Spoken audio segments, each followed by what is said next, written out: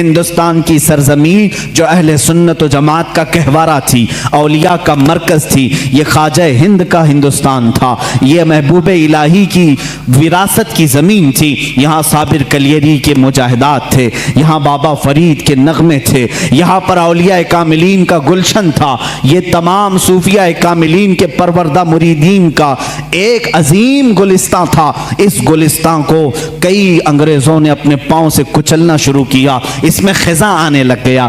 اس حسین گلدستے میں، ہندوستان کے گلدستے میں پھول مرجھانے لگے۔ نیچریت کا غلبہ آیا ہے، وہابیت کا غلبہ آیا ہے، قادیانیت کا فتنہ سر ابھار رہا ہے، الہاد و بے دینی کا فتنہ سر ابھار رہا ہے۔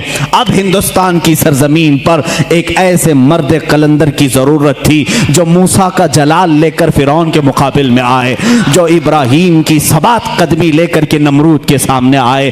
اب ایک ایسے مرد قلندر کی ضرورت تھی جو صدیق کی صداقت اپنے سینے میں رکھتا ہو، فاروق اعظم کی عدالت اپنے سینے میں رکھتا ہو، عثمان ابن عفان کے حلم و بردباری اپنے سینے میں رکھتا ہو۔ ہندوستان کو اب ایسے مرد قلندر کی ضرورت تھی جو حیدر کرار کی شجاعت بھی رکھتا ہو، غوث اعظم کا نائب ہو، خواجہ ہند کا وارث ہو۔ اللہ رب العزت نے ہندوستان کے سنی مسلمانوں پر وہ احسان عظیم فرمایا جب صوفیاء کے مرکز اور اولیاء کاملین کی خانقاہیں آواز دینے لگی، الہا اب ہند کا کیا ہوگا؟ یہاں تو اب چادریں نہیں، اب گاگریں نہیں، یہاں اولیاء کی بارگاہ میں آنے سے روکا جا رہا ہے، وسیلے کو شرک، استمداد کو کفر کہا جا رہا ہے، عظمت رسالت پر حملے ہو رہے ہیں، نماز میں رسول کے خیال آنے کو برا بھلا کہا جا رہا ہے، پیٹ پیچھے کی خبر نہ ہونے کی حضور کے بارے میں کہی جا رہی ہے۔ الہا اب کون اس دین کا وارث ہوگا، جانشین ہوگا، محافظ ہوگا، نگہبان ہوگا؟ آواز آئی غیب سے، اللہ رب العزت نے پورے ہندوستان کے اس سائے پر ایک ایسی عظیم سلطنت کو بیدار فرمایا جس سلطنت کا نام ہم یوں کہتے ہیں، ملک سخن کی شاہی تم کو رضا مسلم، ملک سخن کی شاہی تم کو رضا مسلم۔ جس سمت آ گئے ہو سکے بٹھا دیے ہیں، اس عظیم ہستی کو اللہ تعالیٰ نے جلوہ فرمایا جس کو پوری دنیا سنیت، اعلیٰ حضرت، کنز الکرامت، جبل الاستقامت، دریائے نعمت، آقائے رحمت، کنز الکرامت، امام اہل سنت، امام احمد رضا خان فاضل بریلوی کے نام سے جانتی ہے۔ اسی لیے میں نے کہا احمد رضا کا تازہ گلستان ہے آج بھی، خورشید علم ان کا درخشاں ہے آج بھی، سب ان سے جلنے والوں کے گل ہو گئے چراغ، احمد رضا کی شمع فروزاں ہے آج بھی۔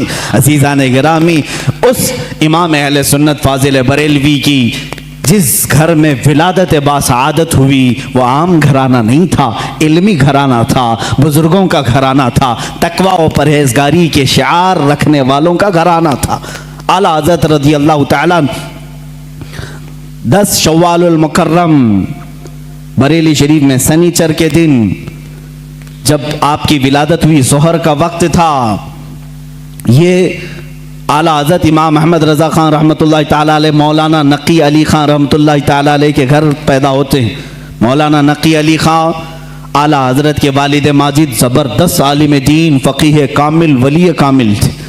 آپ کے دادا مولانا رضا علی خان رحمۃ اللہ تعالیٰ علیہ قطب الوقت تھے۔ آپ کا سلسلہ نسب اعلیٰ حضرت رضی اللہ تعالیٰ عنہ کا افغانستان کے بڑھیج قبیلے کے پٹھانوں سے ملتا ہے۔ بعض محققین نے کہا ہے کہ صحابی رسول تک آپ کا نسب پہنچتا ہے، واللہ اعلم۔ اعلیٰ حضرت رضی اللہ تعالیٰ عنہ جس وقت اپنی آنکھیں کھولے ہیں، باپ کو مولانا نقی علی خان کی شکل میں ایک عظیم ولایت کا سرتاج دیکھے ہیں، اور پرورش بھی اس انداز میں ہوئی۔ الحمدللہ جن کے گھر علمی ہوتے ہیں، تقوی والے ہوتے ہیں، وہاں کی ہواؤں میں بھی علم ہوتا ہے، وہ چلتے پھرتے بھی پرہیزگار بنتے ہیں۔ اعلیٰ حضرت عظیم البرکت رضی اللہ تعالیٰ عنہ کے علمی گھرانے کی مثال اسی بات سے سمجھ میں آتی ہے کہ آپ کا نام اعلیٰ حضرت رضی اللہ تعالیٰ عنہ کا نام محمد رکھا گیا اور دادا نے احمد رضا رکھا، اسی نام سے آپ مشہور زمانہ بھی ہیں۔ اعلیٰ حضرت رضی اللہ تعالیٰ عنہ کے گھر کا نہیں بلکہ صوفیاء کرام बुजुर्गों का ये वतीरा रहा है कि बच्चा जब 4 साल 4 महीने 4 दिन का होता है तो बिस्मिल्लाह खानी कराई जाती। इस रिवाज को हमारे लोग भूल चुके हैं। चिल्ले छट्टियाँ तो याद रहीं और दूसरे मामला तो याद रहे जो औरतों के शुरू किए हुए हैं, लेकिन इस्लामी मशाइख और बुजुर्गान दीन ने जो तरीक़े हमारे लिए मुस्तहब फरमाए थे उनको आज ज़िंदा करने की ज़रूरत है। अपने बच्चों की बिस्मिल्लाह खानी करवाएं। यानी किसी भी बाअमल आलिम दीन से बच्चे को इस दिन बिस्मिल्लाह पढ़ाया जाता है जब बच्चा 4 साल 4 महीने 4 दिन का होता है, और उसको अलिफ बा पढ़ाया जाता है, कुरान की चंद आयतें पढ़ाई जाती। ये रस्म बिस्मिल्लाह खानी आला हज़रत रज़ियल्लाहु ताला अन्हु के घर की वो वहाँ की रस्म रही है, वहाँ का रस्म दस्तूर भी है। आला हज़रत को उस्ताद आए पढ़ाने के लिए उसी रस्म बिस्मिल्लाह खानी में, जब उनके दादा भी हैं वालिद भी हैं, लेकिन रस्म के मुताबिक उस्ताद आए पढ़ाए। अलिफ बा ता सा जीम हा, ये जो अलिफ बा पढ़ाया जाता है, आला हज़रत रज़ियल्लाहु ताला अन्हु उसी मजलिस में एक सवाल करते हैं अपने उस्ताद से। अलिफ से लेकर कायदा आप भी पढ़ते होंगे ना, अलिफ बा ता सा जीम हा खा दाल दाल रा झा सीन शीन स्वाद बहुत पा ज़ा ऐन गैन फा काफ काफ लाम मीम नून वाव हा, उसके बाद आता है लाम अलिफ या, ये लाम अलिफ भी आता है ना, बहुत सारे कायदों में लिखा रहता है। उस्ताद ने पढ़ाया तो आला हज़रत ने फरमाया ये सिंगल हुरूफ पूरे तो मैंने पढ़ लिया, अलिफ भी पढ़ लिया, लाम भी पढ़ लिया, ये लाम अलिफ फिर क्यों आया? किस उम्र में पूछ रहे हैं? 4 साल की उम्र में। उस्ताद दंग रह गए हैं। आला हज़रत के जद्द अमजद मौलाना रज़ा अली ख़ान रहमतुल्लाह अलैह बड़े पाए के आलिम हैं। आपके वालिद गिरामी मौलाना नक़ी अली ख़ान रहमतुल्लाह अलैह ज़बरदस्त फ़क़ीह थे, बैठे हुए थे, वो मुस्कुराते रहे। बच्चे की तबहुर उल्मी को देखें। उस्ताद ने कहा बेटा बात ऐसी है कि सिंगल हुरूफ पढ़ा दिए गए बच्चे को ये बताने के लिए कि हुरूफ जोड़ते कैसे हैं, इसलिए कायदे में एक लफ्ज़ लिख दिया जाता है लाम अलिफ, यानी लाम अलिफ मिला करके कैसे पढ़ाते हैं इसलिए लिख दिया जाता है। बाकी सब तो सिंगल हुरूफ होते हैं, अलिफ बा ता सा जीम हा।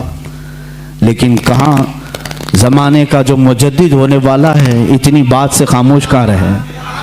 कहा अगर मिलाकर के ही पढ़ाना था तो बे को अलिफ से मिलाकर पढ़ा देते, ते को अलिफ से मिलाकर पढ़ा देते, जीम को अलिफ से मिला के, ये लाम के साथ ही क्यों अलिफ को मिला है? अब जो उस्ताद आए थे वो तो खामोश हो गए, वो खामोश हो गए। इतने छोटे बच्चे ऐसा सवाल तो नहीं करते।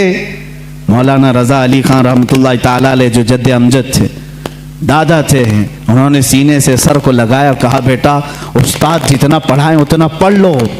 कहा कि अब दादा ये बात मुझे बता दें, दिल तशफ़ी में आ जाए।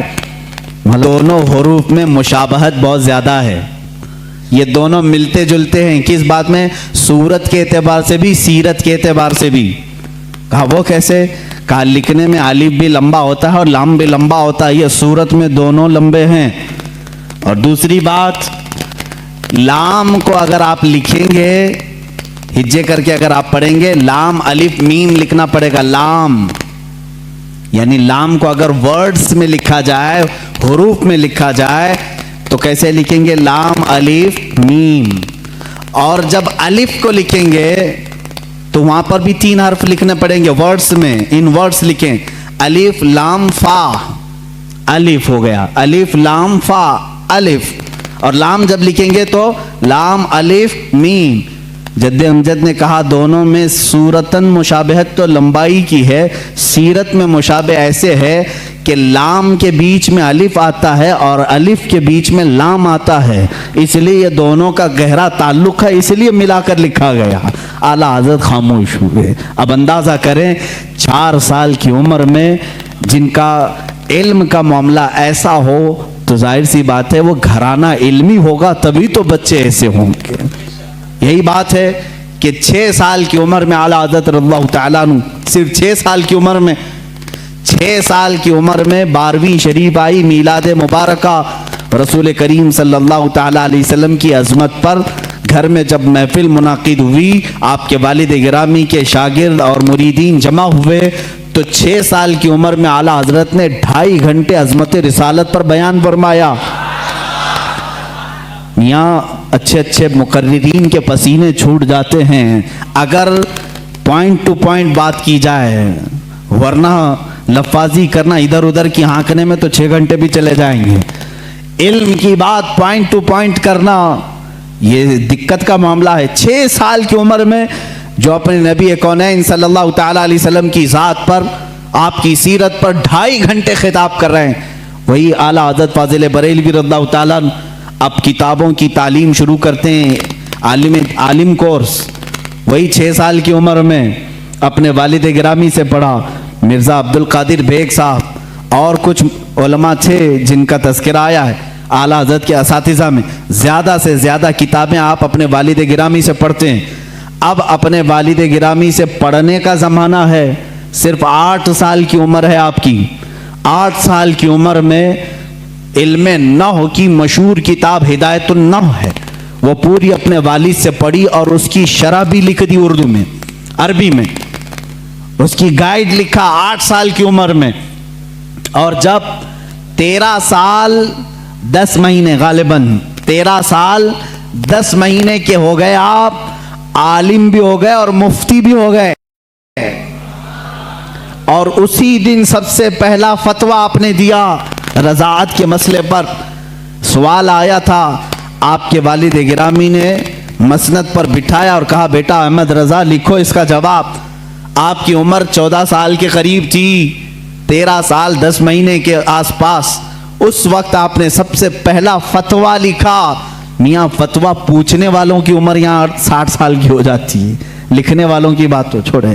وہ 13 سال 10 مہینے کی عمر میں پہلا فتویٰ صادر فرماتے ہیں، اس میں دلائل بھی ہیں، قرآنی آیات، احادیث رسول۔ والد گرامی نے دیکھ کر کے ماتھے کا بوسہ لیا اور کہا آج سے تم مسند افتاء پر بٹھائے جاتے ہو۔ 13 سال 10 مہینے کی عمر سے لے کر جب تک آپ کی وفات نہ ہوئی اس وقت تک آپ نے فتویٰ نویسی فرمائی۔ تقریباً 20,000 سے تقریباً 6,000 سے زیادہ فتوے آپ نے ارسال فرمائے۔ آج وہی فتاوی رضویہ کی شکل میں ہمارے پاس ایک فقہی انسائکلوپیڈیا موجود ہے جس کی 30 جلدیں ہیں، 21,000 صفحات کے قریب یہ کتاب ہے، 250 رسالے اس کے اندر موجود ہیں، 250 رسالے، الگ الگ کتابیں، جو جس طرح کا سوال آیا، عربی میں آیا تو عربی میں جواب، فارسی میں آیا فارسی میں جواب، انگلش میں آیا انگلش میں جواب، جس علم کا سوال آیا اس علم کا جواب آپ نے ارسال فرمایا۔ یہ تقریباً فتاوی رضویہ آج جو چھپی ہوئی ہے 30 جلدوں میں ہے، 30 بڑے بڑے ویلیومز ہیں۔ اسی لیے بہت مشہور خاندان مارہرہ متحرہ کے اعلیٰ حضرت رضی اللہ تعالیٰ عنہ کے پیر خانے کے صاحب سجادہ کے برادر اصغر فرماتے ہیں اعلیٰ حضرت کی شان میں مینار قصر رضا تو بلند کافی ہے۔ یہ سید اشرف مارہروی صاحب قبلہ ادام اللہ اقبال وہ ابھی آیات ہیں، انہوں نے یہی فرمایا اور حق فرمایا کہ مینار قصر رضا تو بلند کافی ہے، تم اس کے پہلے ہی زینے پہ چڑھ کے دکھلا دو۔ ارے میاں فتاوی رضویہ تو ایک کرامت ہے، فتاوی رضویہ تو ایک کرامت ہے، ذرا ہدایت بخشش ہی پڑھ کے دکھلا دو۔ اعلیٰ حضرت کی لکھی ہوئی نعتوں کی جو کتاب ہے ہدایت بخشش، اسی میں بہت سارے لوگ بھٹک جاتے ہیں، پڑھ نہیں پاتے۔ فتاوی رضویہ تو علوم کا ایک سمندر ہے۔ عزیزان گرامی وقار، اعلیٰ حضرت رضی اللہ تعالیٰ عنہ کے تبحر علمی کو اگر بتاتا چلوں تو ظاہر سی بات ہے مجھے 55 علوم پر بات کرنی پڑے گی۔ مجھ جیسا ناقص علم اور کم فہم آدمی ان تمام علوم پر گفتگو کہاں سے کر سکے گا؟ ہمارے علم کی بساط ہی کتنی ہے ان علوم پر بات کرنے کی۔ اعلیٰ حضرت رضی اللہ تعالیٰ عنہ کے تمام علوم پر جو لکھی گئی کتابیں اگر بیان کرنے شروع کریں تو ظاہر سی بات ہے اتنا علم ہونا چاہیے یا کم سے کم اتنا مطالعہ ہو، لیکن ہمارا سرسری مطالعہ ہے جیسے ہوتا ہے اوپر اوپر کے دانے کھائے ہوئے ہیں، بس اتنا ہی دیکھیں۔ اعلیٰ حضرت کو گہرائی تک جا کر کون پڑھا ہے؟ ہاں یہ ایک بات میں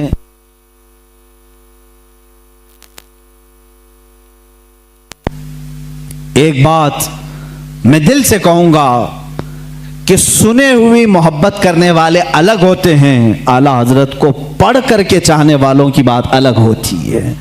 پڑھ کر کے جو محبت کرتے ہیں وہ حقیقت میں محبت کرتے ہیں اور ان کا لوہا مانتے ہیں، اور سنی سنائی ہوئی باتوں میں کبھی ادھر آتے ہیں کبھی ادھر جاتے ہیں، معاملات ایسے ہوتے رہتے ہیں۔ عزیزان گرامی، فتاوی رضویہ شریف میں 250 رسائل جمع ہوئے، ان کے علوم کا کنارہ کہاں تک تھا اللہ ہی بہتر جانے۔ علم حدیث میں قلم اٹھایا تو کئی کتابیں لکھی، اصول حدیث میں قلم اٹھایا اس پہ کتابیں لکھی، فقہ ایک علم کا نام ہے، اس میں تو پوری کتابیں موجود ہیں، اصول فقہ پر کتابیں ہیں آپ کی، اور ان کے علاوہ تفسیر میں، اصول تفسیر میں، بلاغت میں، معانی میں، عرض میں، اور اس کے علاوہ جو میتھس کے ریلیٹڈ علوم ہوتے ہیں ان میں کئی کتابیں آپ کی ہیں، علم رمل میں، علم جفر میں ہے، زیجات میں ہے، ارثماتیقی میں ہے۔ یہ تمام وہ علوم ہیں جن کو آج شاید و باید کوئی جانتا ہو۔ علم حیت ہے، علم توقیت ہے، علم مقابلہ ہے، علم مناظرہ ہے، علم رد ہے، ان تمام علوم پر اعلیٰ حضرت کی کتابیں موجود ہیں، ان کے رسالے موجود ہیں۔ یہ ایک بات ہوتی ہے کہہ دینا کہ ان کو اتنے علوم آتے تھے، اور ایک بات ہے ان کی اس علم پر کتابیں پیش کرنا۔ ہم مبالغہ آرائی سے کام نہیں لیتے۔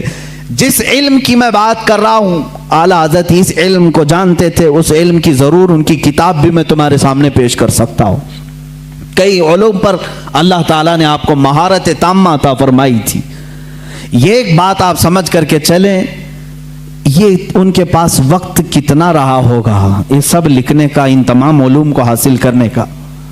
اعلیٰ حضرت رضی اللہ تعالیٰ عنہ کی دنیاوی جو علوم ہیں ان پر جو گرفت ہے اتنی زبردست، اپنے زمانے کے بڑے بڑے سائنٹسٹ کو بھی آپ نے دعوت مقابلہ دیا ہے۔ پروفیسر البرٹ نام سے، اس نے 1919 میں یا 1920 کے قریب ایک پیپر میں لکھنؤ سے یہ بات شائع کر دی کہ سپٹمبر، ابھی یہ بھی سپٹمبر کا ہی مہینہ ہے، 17 سپٹمبر اگر کچھ تاریخ اس نے 2 مہینے پہلے اعلان کیا کہ سورج کے مقابل میں عطارد، زہرہ، زمین، مریخ، مشتری، زحل، یہ جو کواکب ہیں، یعنی ان کو سٹارز آف گیلیکسی جو کہا جاتا ہے، یہ مقابل میں آ رہے ہیں، جس کی وجہ سے سورج کی روشنی کو یہ کھینچ لیں گے اور سورج میں ایک داغ پڑ جائے گا۔ پروفیسر البرٹ ایک سائنٹسٹ ہے، اور اس نے یہ اپنا چیلنج 3 ماہ پہلے پیپر میں شائع کر دیا کہ یہ پورے جو سٹارز آف گیلیکسی ہیں یہ اپوزٹ آ رہے ہیں سورج کے، اور سورج میں یہ داغ پیدا کریں گے، اور اس کی وجہ سے پورے موسم خراب ہو جائیں گے، اور ان تمام حالات کو ختم ہونے میں کئی ہفتے لگ سکتے ہیں۔ اس وقت زہریلی ہوائیں بھی آ سکتی ہیں، ہو سکتا ہے کہ تمام لوگ مر جائیں۔ لوگوں میں افراتفری، حالات ایسی ہیں جو بول دیا سب اندھا دھند مان لیتے ہیں۔ ایسا ہی کوئی البرٹ اس زمانے میں کورونا بھی بولا ہوگا۔ اعلیٰ حضرت رضی اللہ تعالیٰ عنہ اس زمانے میں جب آپ کے پاس لوگ آ کر کے کہنے لگے کہ حضور ایسی ایسی بات ہے، وہ سائنسدان ہے اور کہہ رہا ہے کہ یہ نجوم، یہ ستارے سورج کے اپوزٹ میں آ رہے ہیں، مقابل میں آ رہے ہیں، جس کی وجہ سے سورج کی روشنی وہ کھینچ لیں گے اور سورج میں داغ ہو جائے گا، زہریلی ہوائیں آئیں گی، فلاں فلاں فلاں باتیں۔ اعلیٰ حضرت رضی اللہ تعالیٰ ان علوم میں دسترس رکھتے تھے، مہارت رکھتے تھے، پوری کتاب لکھ ڈالی، پوری کتاب لکھی۔ میں آج ہی وہ کتاب پڑھ رہا تھا، میرا سر چکرانے لگا، میں نے کتاب بند کر دی، اس لیے کہ یہ علم نجوم کی بات ہے۔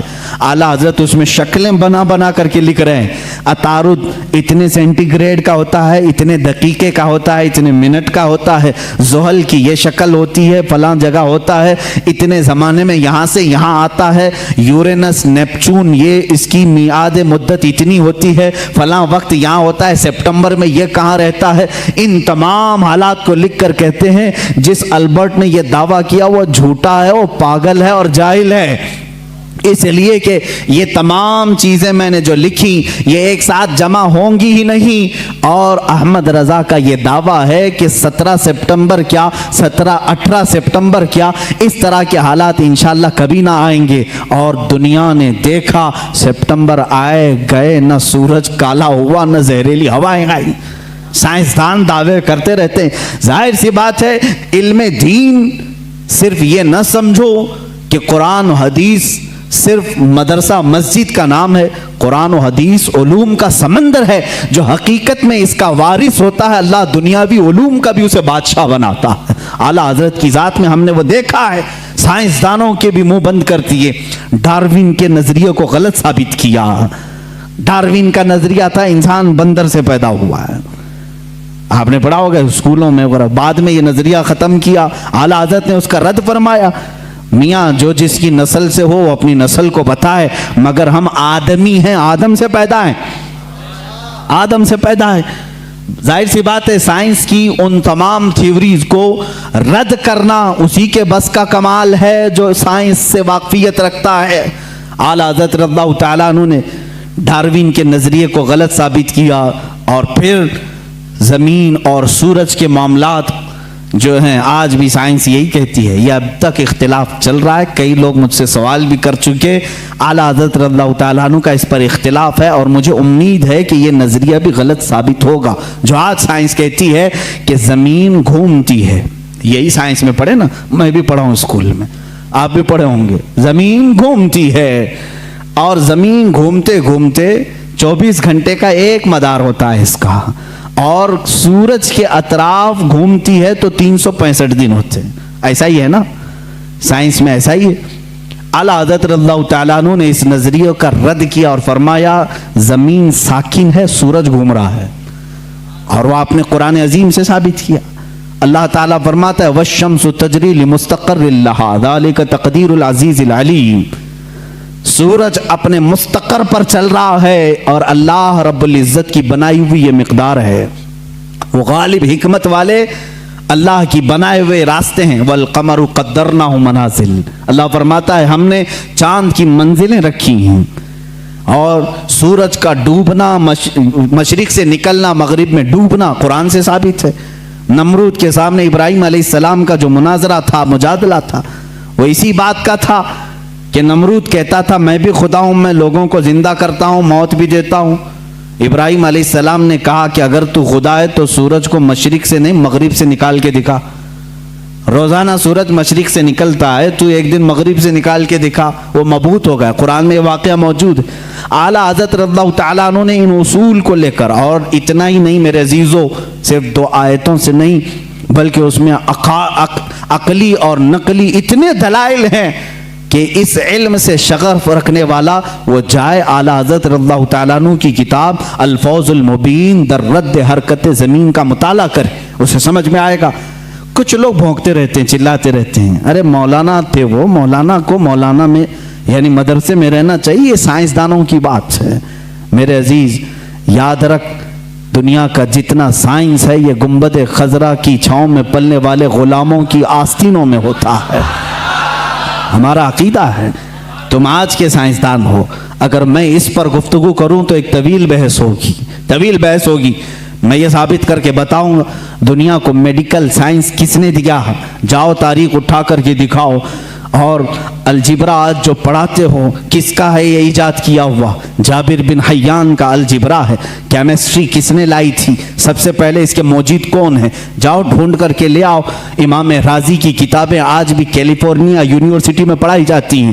بچوں کے امراض کے متعلق سب سے پہلے لکھی جانے والی کتاب ایک عالم دین کی تھی، امام رازی کی تھی۔ بو علی سینا کے لکھی ہوئے علم طب کی کتابیں آج بھی موجود ہیں۔ یہ وہ غلامان رسول ہیں جو رسول کریم صلی اللہ تعالیٰ علیہ وسلم کے دین سے وابستہ تھے، اور دنیا میں انہوں نے سائنس کا، میڈیکل کا، حساب کا لوہا منوا کر کے رکھا ہے۔ یہ اور بات ہے کہ ہم قسم پرسی کے عالم میں ہیں۔ آج کے زمانے میں مولوی حضرات سب چھوڑ کر مسلح پر آ گئے ہیں، اس کی وجہ سے تمہیں شک ہو رہا ہے۔ انشاءاللہ امید رکھو اللہ رب العزت پھر سے کوئی ایسا مجدد پیدا کرے گا جو تمہیں بتائے گا کہ علم دین ہو یا جس کو تم علم دنیا کہتے کہتے ہو یہ در حقیقت محبت رسول اور میرے آقا صلی اللہ تعالیٰ علیہ وسلم کے غلاموں کو صدقے میں دیا جاتا ہے۔ یہ اعلیٰ حضرت خود فرماتے ہیں شروع میں مجھے منطق کی کتابوں سے شغف تھا، شرح چغمینی بڑی مشہور کتاب اس زمانے کی، ہم تو پڑھے نہیں میاں، ہم تو منطق کی کتابیں جو آج درس نظامیہ میں پڑھائی جاتی ہیں وہ ملا حسن حمداللہ تک یہاں پر ہائیسٹ سمجھا جاتا ہے، شرح چغمینی یہ پہلے کتاب ہوتی تھی، بڑے بڑے علماء نے پڑھا ہے۔ اعلیٰ حضرت فرماتے میں وہ سب کتابیں پڑھنے کی کوشش کرتا جب آپ کی عمر 10 سال کی تھی، 10 سال کی 11 سال کی عمر میں شرح چغمینی یہ کتابیں پڑھنے لگے تو آپ کے والد گرامی مولانا نقی علی خان صاحب فرماتے ہیں، اعلیٰ حضرت خود فرماتے ہیں میرے والد نے کتابیں مجھ سے لے لی، میتھس کی میتھمیٹکس ہو یا جو دیگر کتابیں جس میں میں شغف رکھتا تھا، شوق رکھتا تھا، لے لی۔ کہا بیٹا احمد رضا اپنی طاقت اپنی انرجی علم دین رسول یعنی قرآن کی تفسیر اور حدیث رسول میں خرچ کرو، اللہ تعالیٰ ان کے صدقے میں دنیا کے سارے علوم ویسے ہی عطا کر دے گا۔ اعلیٰ حضرت فرماتے ہیں اس کے بعد پھر میں نے دوسری کتابیں دیکھی نہیں اور نہ دیکھنے کے بعد علم کا یہ معاملہ ہے۔ اللہ اکبر۔ مولانا سید سلیمان اشرف بھاگلپوری رحمۃ اللہ تعالیٰ علیہ اعلیٰ حضرت رضی اللہ تعالیٰ عنہ کے شاگرد بھی ہیں، مسلم یونیورسٹی علی گڑھ میں دینیات کے پروفیسر بھی تھے، وہ خود اس بات کو بیان کرتے ہیں۔ ان کے یہاں ایک سر ضیاء الدین صاحب تھے، وہ بڑے میتھس کے ماہر تھے، وہ باتوں میں ہر چیز میں حساب کتاب کی باتیں کرتے ہیں، حساب سے آج ویسی بھی جی چراتے ہیں سارے لوگ، اکثر کے بیک جو پیپر جاتے ہوں گے میتھس کے ہی ہوتے ہیں۔ ہاں جن کو بہت زیادہ کالج اور یونیورسٹی پر فخر ہے ان کے میتھس کو بھی میں دیکھنا چاہوں گا۔ آؤ جو دین رسول پر حملہ کرتے ہیں یا علماء امت کو تانا دیتے ہیں کہ مولوی کا کتنا بساط مسلح سے گھر تک اتنا ہی ہوتا ہے، یہی شاید اس وقت بھی خیال رہا ہو۔ سر ضیاء الدین ایک بڑے ماہر میتھس کے جاننے والے تھے، انہوں نے مولانا سید سلیمان اشرف صاحب سے کچھ باتوں میں ان معاملات کو پوچھا کہ کچھ حساب ایسے ہیں، کچھ میتھس ایسے ہیں جو مجھے سمجھنا ہے، اور یہاں اس وقت ان تمام چیزوں کو جاننے والا کوئی نہیں ہے۔ مولانا سید سلیمان اشرف صاحب نے کہا کہ ایک کام کیجئے، ہمارے استاد ہیں مولانا احمد رضا خان صاحب، بریلی شریف میں رہتے ہیں، آپ ان کے پاس جا کر ڈسکس کر لیں، گفتگو کر لیں، شاید یہ فنڈا حل ہو جائے آپ کا۔ وہ مسکرا کر کے کہے مولانا یہ مولوی لوگوں کا کام نہیں ہے، میں اس کو جرمن اور آکسفورڈ کے بڑے بڑے یونیورسٹیوں سے رابطہ کر چکا ہوں، وہاں سے اب تک جواب نہیں آیا، جرمنی سے، لندن سے۔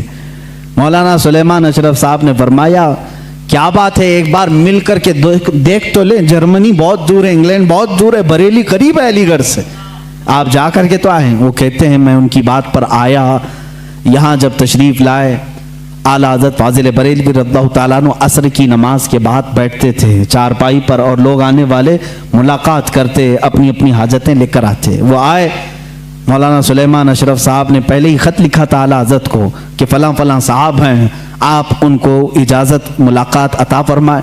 اعلیٰ حضرت رضی اللہ تعالیٰ عنہ نے ان سے بات کرنا شروع فرمائی۔ انہوں نے کہا کہ میرے پاس ایک سخت مسئلہ پیش آیا ہے حساب کا، میتھس کا، میں وہ آپ سے ڈسکس کرنا چاہتا ہوں۔ اعلیٰ حضرت نے فرمایا کہیے کیا بات ہے۔ انہوں نے کہا میں چاہتا ہوں کہ آپ آرام سے جب آپ کے پاس وقت ہو تب ڈسکس کریں، یہ عصر مغرب کے بیچ کا چھوٹا سا وقت میرے بڑے مسئلے کے لیے ناکافی ہے۔ اعلیٰ حضرت نے فرمایا کہہ تو دیں کچھ بات اس کی، کیا ہے مسائل۔ اعلیٰ حضرت نے جب 2 بار فرمایا تو سر ضیاء الدین کہتے ہیں، یہ پروفیسر تھے علی گڑھ یونیورسٹی کے، میں نے وہ اپنی ایک قلم اور کاپی میں لکھ کر کے دکھانا شروع کیا کہ یہ مسئلہ ہے۔ وہ حساب کا، میتھس کا ایک مشکل اور ٹف فنڈا تھا۔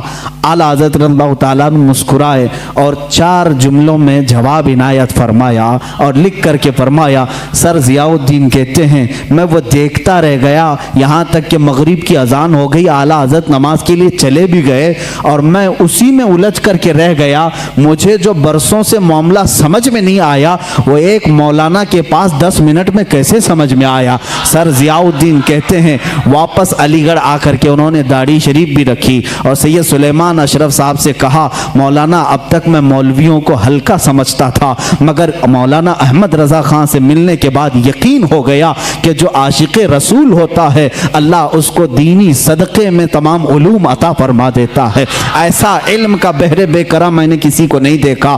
یہ ایک نہیں 2 واقعات علی گڑھ کے یونیورسٹی کے ملتے ہیں. اور ایک پروفیسر صاحب نے بھی اعلیٰ حضرت رضی اللہ تعالیٰ عنہ سے اسی طرح کی ڈسکس کی تھی, گفتگو کی تھی. اعلیٰ حضرت رضی اللہ تعالیٰ عنہ میتھس میں اتنے ماہر تھے, حیرت کی بات ہے جو مسئلہ وہ حل کر رہے تھے, جو مسئلہ وہ حل فرما رہے تھے اس کو سکور یا ارسطوطلیس یا لوگارزم, یہ اس طرح کے جو معاملات ہوتے ہیں ان تمام چیزوں سے ملی ہوئی کچھ باتوں کو وہ ڈسکس کر رہے تھے. آخر میں انہوں نے سر ضیاء الدین نے پوچھا مولانا احمد رضا خان صاحب آپ نے حساب کہاں سے پڑھا, اتنا سارا میتھس کون سی کالج یونیورسٹی سے پڑھا؟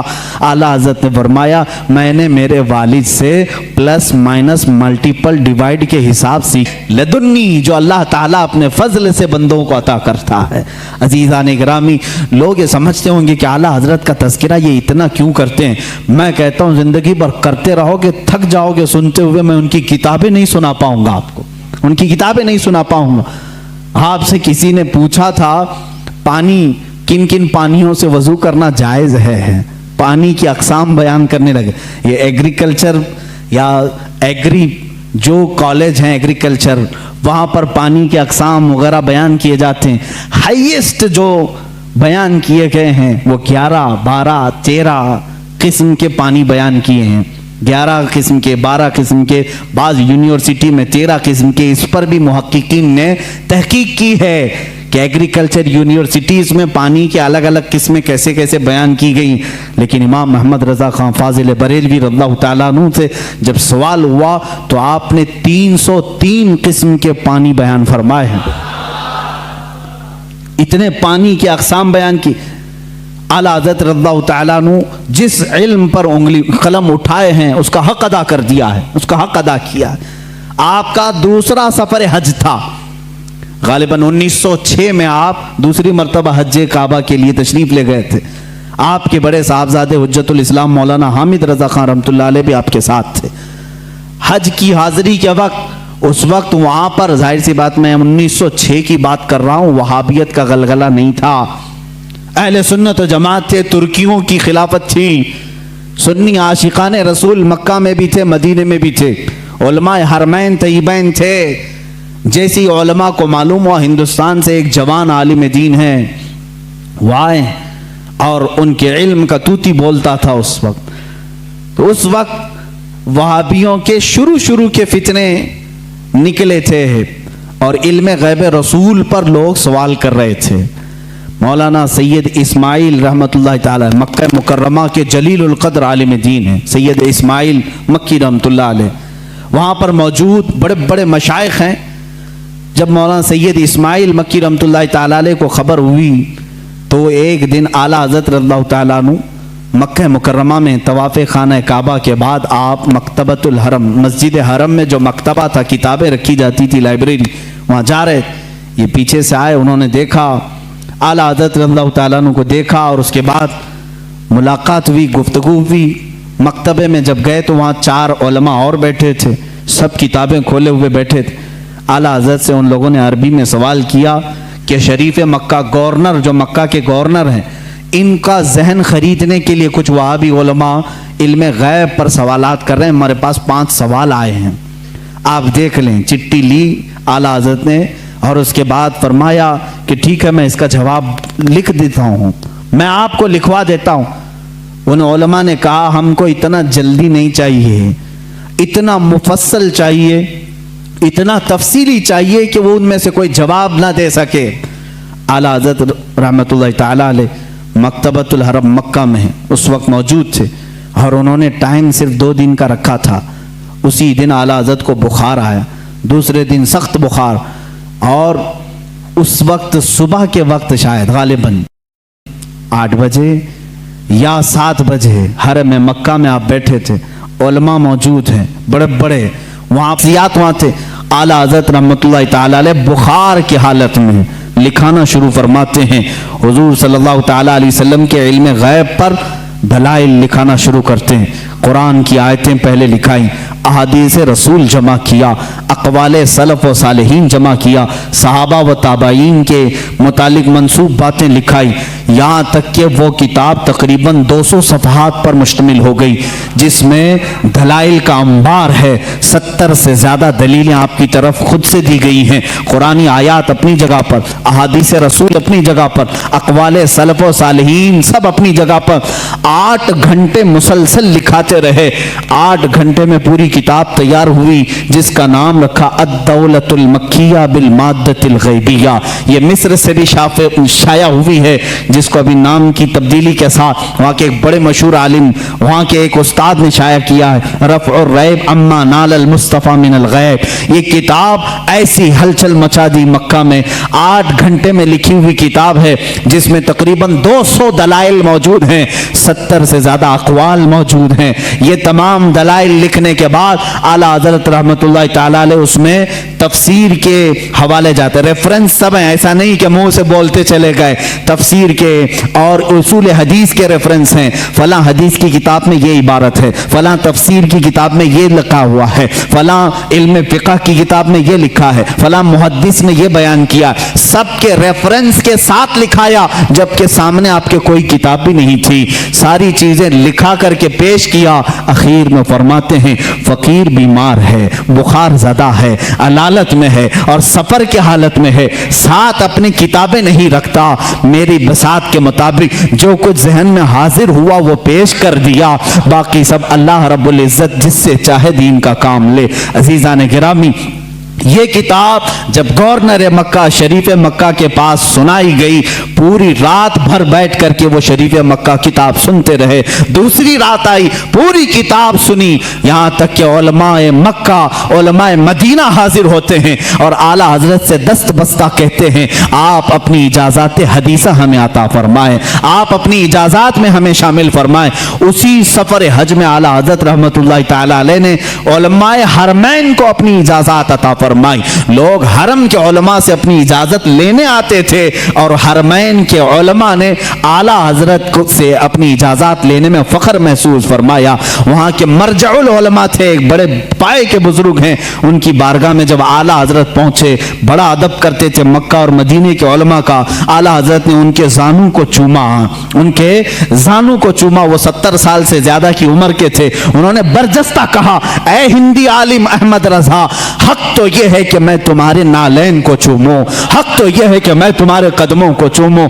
اعلیٰ حضرت رضی اللہ تعالیٰ عنہ کو یہ جو مقام دیا علماء حرمین نے، صرف اس لیے کہ جب اس نوجوان عالم دین نے میرے مصطفیٰ کی شان میں اگر کسی نے غیب کے علم پر سوال کیا تو قلم سے ایسا جہاد کیا ہے، دانت کھٹے ہی نہیں ٹکڑے ٹکڑے کر کے رکھ دیے۔